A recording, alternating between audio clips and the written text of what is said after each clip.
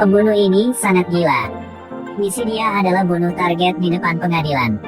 Pada saat yang sama, target hanya beberapa ratus meter dari lapangan. Ada juga banyak polisi bersenjata yang bertugas jaga. Di sekitar pengadilan dikelilingi oleh hampir 20 jalan. Tidak ada yang boleh dekat.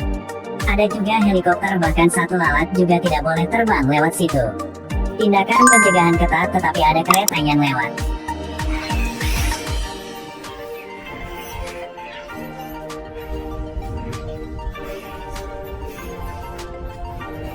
Ini adalah pembunuh bayaran. Selalu ada cara tak terduga untuk membunuh orang. Suatu hari, dia pergi ke ring tinju. Target kali ini adalah seorang wanita kaya. Tapi bunuh orang di sini tidak ada manfaatnya. Dia mencari manajer di sini. Manajer mendapatkan uang pasti tidak akan menolak dia. Tapi ketika naik ke ring, dia hanya diam. Kau pikir dia adalah orang BG? Menunggu wanita itu melihat ke arah dia. Sekarang pertandingan baru dimulai.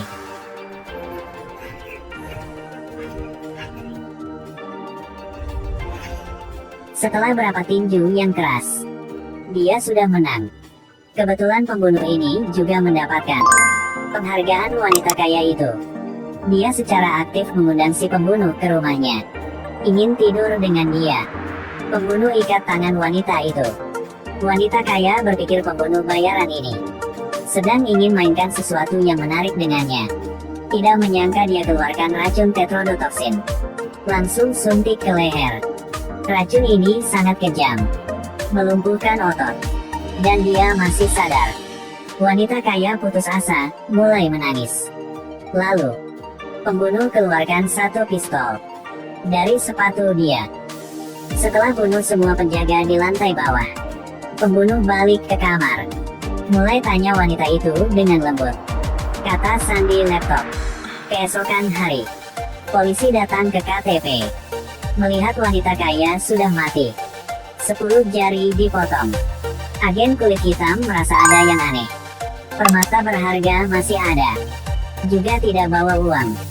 Sengaja menyimpan di sini. Satu gambar misterius. Apa tujuan pembunuhnya? Balik ke kantor polisi. Teknisi membuka email wanita kaya itu. Melihat wanita ini ada hubungan dengan kelas atas. Dan pada saat itu, Alex juga melihat pembunuh ada tinggalkan sesuatu di gambar itu. Ada tulis nama perusahaan punya orang paling kaya di sini. Sepertinya, pembunuh sengaja diungkap. Target berikutnya, seperti yang diharapkan dari seorang pembunuh mesum. Sangat arogan dan angkuh. Alex langsung pergi ke perumahan punya orang kaya itu. Tidak menyangka security kasih tahu di sini sangat aman. Diuji paling ketat di dunia. Lalat nyamuk tidak bisa terbang ke dalam. Jadi jelas tidak butuh polisi. Tapi pada saat itu, ada suara bel. Pada saat yang sama, tekanan air turun tajam. Dan itu adalah pembunuh bayaran. Dia sudah masuk ke dalam. Dia masuk ke dalam perusahaan melalui pipa air. Lalu dari dalam pipa lari keluar. Ganti pakaian dan masuk ke dalam ruangan target. Satu security melihat jejak kaki yang aneh. Tapi belum bisa melakukan apa. Sudah pingsan. Agen Alex mendengar suara. Langsung ikuti pembunuh bayaran. Dengan cepat, dia menemukan ruangan pembunuh sedang sembunyi. Taruh tangan di belakang. Pembunuh perlahan lepasin pistol. Tapi pada saat itu, dia melemparkan bom ke arah Alex. Menunggu Alex bangun. Dia sudah kabur. Dan Thomas mendengar suara meledak. Kebetulan pembunuh sedang melarikan diri. Sekarang dia terluka. Thomas perlahan menuju ke depan. Tiba-tiba ada suara meledak lagi. Akhirnya, pembunuh keluar dari pipa air lagi. Apakah seorang pembunuh bayaran mesum seperti ini? Bagaimana dia bisa gagal dalam misi seperti itu? Setelah bersihin luka, dia memutuskan untuk target selanjut adalah Thomas dan Alex. Di sisi lain, Alex mencari ke target pembunuh, orang kaya nomor 1 di kota ini. Ingin mencari tahu sesuatu darinya. Tapi dia juga tidak tahu kenapa pembunuh ingin membunuh dia. Petunjuk yang terputus. Tapi yang Alex tidak tahu adalah, belum tunggu dia menemukan pembunuh bayaran, dia sudah mencari ke Alex. Harus mengatakan istri kau sangat cantik. Duduk di sana. Terlihat sangat menarik. Pada saat itu, Alex sudah hilang istri tercinta. Bahkan istri dia. Bahkan di pemakaman dihina. Hal ini membuat Alex sangat marah. Di hari berikut, Alex mencari ke orang ini untuk minta bantuan. Gunakan bukti penting di tempat kejadian. Untuk kondisi perdagangan. Menemukan satu-satunya. Bisa buat racun tetex. Karena pembunuh bayaran telah menggunakan racun ini. Bunuh wanita kaya itu.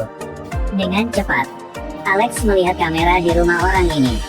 Melihat no plat mobil punya pembunuh itu. Setelah melalui GPS, melihat mobil sedang ada di tengah kota.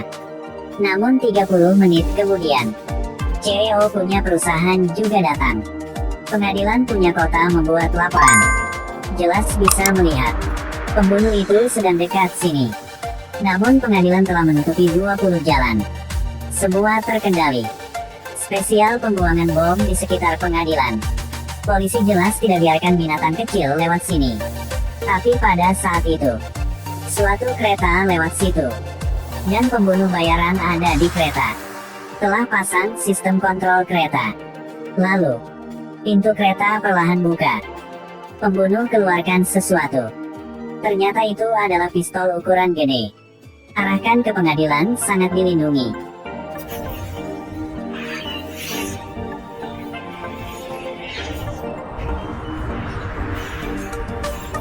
Dengan cepat membunuh CEO. Dia buru keluar dari kereta. Lalu masuk ke parkiran. Nyetir ingin keluar dari sini. Tapi pada saat itu, ternyata Alex sudah menunggu di sini. Melihat pembunuh lari. Satu teater terbengkalai. Dia tidak peduli luka rekan. Langsung ikuti dari belakang. Tidak menyangka baru masuk ke dalam. Diserang oleh pembunuh. Kedua mulai perang sampai mati. Tapi karena Alex terluka, dengan cepat jatuh ke posisi lemah. Pembunuh ambil kesempatan itu dorong dia jatuh ke tanah. Lalu bangun. Injak luka dia. Saat itu, Alex tidak bisa melawan lagi. Dia ingin suntik racun untuknya. Ingin bunuh dia. Di saat bahaya, Alex tiba-tiba keluarkan pisau. Tusuk ke tubuh pembunuh gila ini. Lantai teater jatuh. Mereka berdua hampir jatuh. Untungnya Alex pegang tongkat besi. Di bawah provokasi dia bunuh pembunuh bayaran. Alex sekarang tidak bisa menahan lagi. Di saat bahaya, Alex menggunakan ikat pinggang untuk ikat tangan. Tiba-tiba Thomas muncul dan tarik dia ke atas. Kalian berpikir semua selesai di sini? Belumnya Gus. Bos sedang nyantai tiba-tiba mendapatkan panggilan telepon. Dan itu adalah Alex. Ternyata dia tahu bos perusahaan itu belum mati. Karena di tangan bos ada pakai cincin yang gede. Saat orang turun ke pengadilan, Alex tidak melihat ada orang pakai cincin itu. Jelas, semua diatur sama bos perusahaan. Mengatur kasus pembunuhan. Dia mencari pengganti. Ternyata 1 tahun yang lalu, perusahaan menghadapi bahaya. Bos berencana menggelapkan dana publik. Karena tidak mau ditangkap. Jadi bunuh semua orang yang tahu. Tiba-tiba, semua agen khusus datang ke rumah bos perusahaan. Karena Alex tahu, asistennya menggunakan nama bos untuk kirim narkoba. Jadi bekerja sama dengan polisi setempat untuk menangkap mereka. Asisten karena ingin mendapatkan bantuan. Jadi sudah mengakui sama bos. Lalu, polisi menuju ke arah sofa. Melihat ada sekotak narkoba. Dengan hukum di arah situ, kejahatan ini akan dibunuh. Tidak, bukan punya saya. Dan Alex akhirnya bisa balas dendam untuk istri. Juga berhasil habisin orang jahat. Sekarang dia hanya ingin pulang ke rumah.